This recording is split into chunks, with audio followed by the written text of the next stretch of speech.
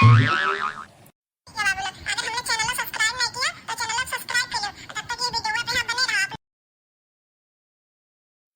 बाप रे बा, बहुत तो दिनों से कदुआ खाने का मन करत बा, लेकिन इतना महंगा हो गई बा कि खरीद ही नहीं जावत बा।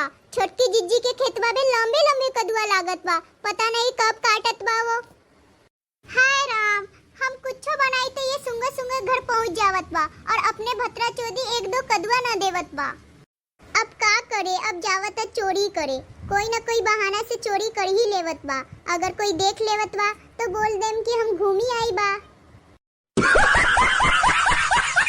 अरे बाप रे बा, इतना लंबा लंबा कदुआ लागत बा, हमरा तो अखवा ही काम नहीं करत बा।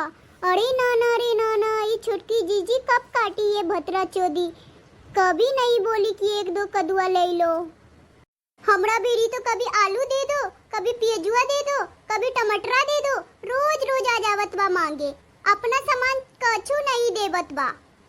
अब देखो सारी की सारी कदुआ हरी हरी तोड़ लेम और बड़वा में भर के घड़ी ले जाएम और रोज रोज कदुआ चावल खाएम।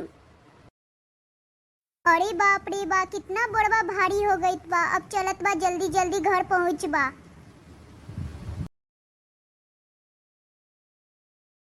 अरे दादा रे दादा, ये कौन है हमरा कदुआ के खेतवा में?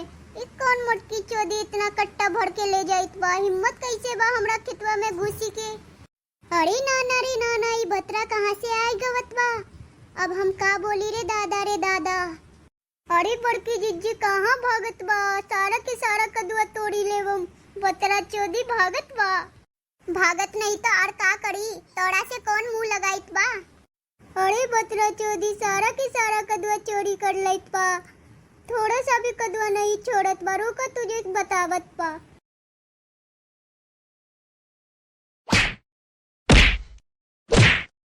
अरे बाप रे बा, हमरा ही कदुआ चोरी करत बा, हमरा ही मारत बा, बाप रे बा। और मारी नहीं तो का करी भतरा चोदी, जब दो चार कदुआ ही तोड़ी लई तो का हो गईत बा जो हमरा गाड़ी देवत बा। भतरा चोदी कहीं की